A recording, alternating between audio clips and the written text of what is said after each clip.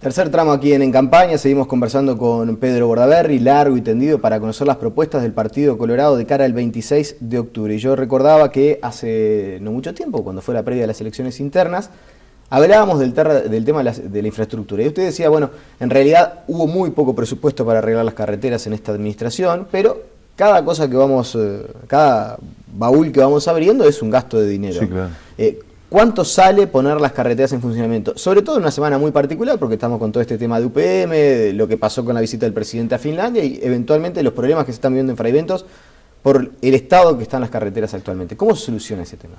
Uruguay, para mantener las carreteras, sin hacer carreteras nuevas, tiene que destinar 400 millones de dólares por año. En los últimos 9 años se ha destinado 120.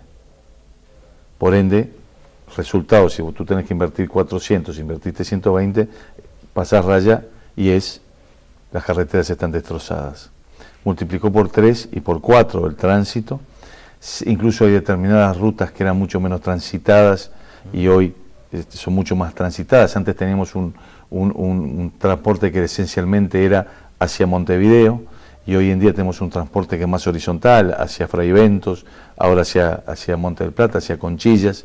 O sea que hay hacia Palmira, todo lo que son granos, o sea que ha cambiado muchísimo. Hay caminos y rutas vecinales que pasan a ser carreteras nacionales, o sea que hay mucho para hacer. Tenemos que además recuperar un rezago de inversión de 1.200 millones de dólares. Hay 1.200 millones de dólares de rezago de inversión en estos años. ¿Por qué no se hizo? ¿Cómo lo hacemos? Y cómo lo hacemos lo más rápidamente posible para que cuando va el presidente a Finlandia, UPM no lo rete.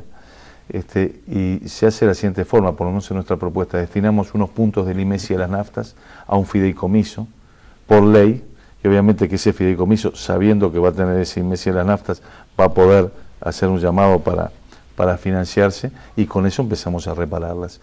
Eso obviamente que va a hacernos tener menos ingresos a rentas generales, porque al sacarle lo del IMESI se destina a eso, pero no hay otro remedio más que hacer eso. Si no, nos vamos a quedar sin ¿Y está cuantificado economía. por cuánto podría llegar a ser ese fideicomiso? Bueno, lo que pasa es que ese fideicomiso, esos puntos del IMESI, nosotros estimamos que van a ser, depende de la cotización del dólar, ¿no? Obviamente, pero va a ser entre 140 y 180 millones de dólares, más los 120 que ya se le destina en rentas generales, que también va a seguir, más lo que se obtiene por peaje, que son unos 30 a 35 millones de dólares por año. Con eso más o menos estamos encarando la cifra que necesitamos, ¿no? ¿Y no se podría pensar, bueno, por ejemplo, eventualmente en nuevos peajes, en cobrar una tasa para los camiones que circulen y que son los que mayormente rompen las rutas? No me parece que sea el camino. ¿Sabe cuánto se recauda por peajes por año? Mencionó usted recién algo así como 50 millones de dólares. Según la cotización, etcétera, pero son 50 millones de dólares. Y el costo de recaudar son 20. O sea que usted tiene 30 para cubrir 400. ¿Por qué no funcionaron las público-privadas en las carreteras, en las rutas, como quería hacer el gobierno al principio de este periodo? Porque en realidad si usted tiene 30 de ingresos de peaje no va a tener costos por 360. Sí, lo que dice el gobierno es que las rutas que el gobierno tenía intención de licitar no son las más atractivas para... ¿no? Eso es lo que dicen. Está bien, bueno, como quiera. Lo cierto es que con los peajes no le alcanzaba. Esa es la verdad, porque la recaudación no alcanza. Y por ese lado no me parece que sea el camino. Y el gobierno del presidente Mujica había velado de la formación de un fideicomiso también, por unos 400, 500 millones de dólares, era para la caminería rural, no para las carreteras, con el impuesto al agro. Sí. Generalmente, el ISIR naufragó, el impuesto al agro se mantuvo y se van a recaudar aproximadamente unos 60 millones de dólares anuales. Sí. Eso.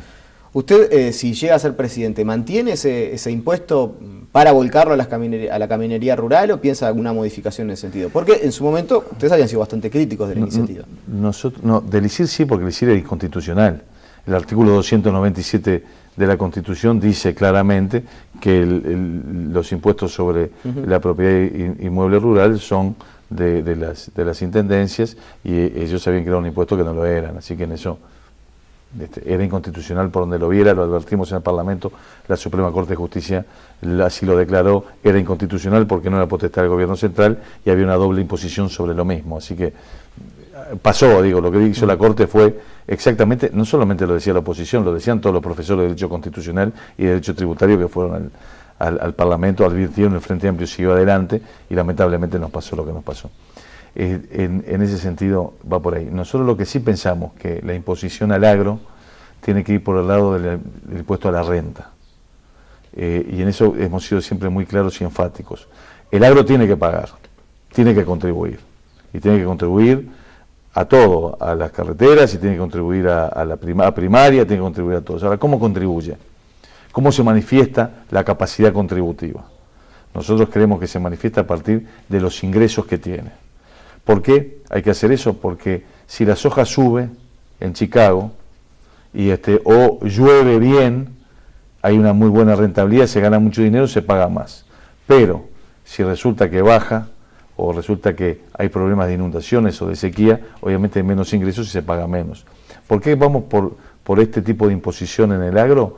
Porque nos parece que el agro está sujeto a dos factores que son imposibles de conocer de antemano, que son el clima y los mercados. Y hay que ir por ese lado, pero tiene que contribuir sin duda. Bien. Le quiero consultar también por algo que se me hace, incluso lo conversé con Germán Coutinho también, va a ser un desafío para el próximo presidente. Sí. Y es mantener el nivel de relacionamiento que instrumentó principalmente José Mujica con el Congreso de Intendentes. No hay prácticamente ningún color político, ningún intendente de ningún color político que deje de reconocer que el presidente Mujica instrumentó un nuevo relacionamiento entre las intendencias y el Poder Ejecutivo. Si le toca ponerse la banda presidencial, ¿sabe que tiene el listón alto en esa materia? Vamos más allá todavía. Si usted mira nuestro programa, nosotros vamos a trabajar con los ministerios, pero también con lo que llamamos gabinetes. Y en algunos de esos gabinetes integramos al Congreso de Intendentes. El Gabinete de Estrategia Nacional lo integran determinados ministerios, el Ministerio de Relaciones Exteriores, el Ministerio de Defensa Nacional, obviamente que la OPP, el Ministerio de Economía y el Congreso de Intendentes. El Gabinete de Infraestructura lo integra el Ministerio de Obras Públicas, lo integra la OPP y el Congreso de Intendentes. O sea que en realidad hasta lo integramos en el funcionamiento e institucionalizamos esto, así que vamos más allá de lo que ha ido el presidente Mujica. Concordamos que ha sido bueno este relacionamiento. Bien, y en cuanto a las cuestiones que se han venido trabajando en conjunto, y hay algunos temas que quedaron un poco colgados, entre otras cosas, por ejemplo, se habla mucho de qué es lo que viene en cuanto al tercer nivel de gobierno. El tema de los municipios, que sí. El Frente Amplio lo creó medio a forceps ahí sobre el final del gobierno de Tabaré Vázquez, que está funcionando, pero que entre otras cosas le falta algo fundamental, que es el dinero, la plata, sí, los recursos. Sí. Tabaré Vázquez ya dijo que él, si es presidente, va a dotar de recursos a los municipios. ¿Qué plantea Pedro Bordaberry en ese sentido? Desde hace 3 años venimos diciendo eso. En el Parlamento venimos diciendo eso. Justamente le hemos dado funciones a los alcaldes y a los municipios, pero no le hemos dado los recursos para que lo puedan cumplir. Y tenemos que darle los recursos, porque o descentralizamos o no descentralizamos. ¿Y de dónde salen esos recursos? Y obviamente que la participación que tiene el gobierno municipal, el gobierno departamental en la cantidad de rubros, hay algunos que tienen que ir a los municipios para las tareas que tienen que cumplir. O sea, recibir un poco menos de las intendencias, o que parte del dinero que destina el Poder Ejecutivo a las intendencias vaya para los municipios. Lógicamente, porque les corresponde. Si creemos en el tercer nivel de gobierno, va por ahí. Porque si no, depende mucho de que el alcalde tenga una buena relación con el intendente. Y no debiera ser así.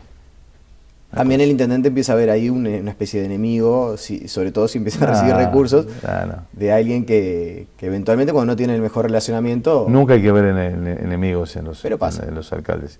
Bueno, pasa, pero no hay que hacerlo. Estoy seguro que no va a pasar. Hacemos la última pausa de la noche. Después de la misma conversamos sobre cómo ve la recta final de la campaña, cómo evitar la polarización. Algo que parece en algunos lugares ya se empieza a instrumentar. Voy a hacer mención a algunas declaraciones que sentí en las últimas horas. De eso conversamos después de la pausa, ¿le parece?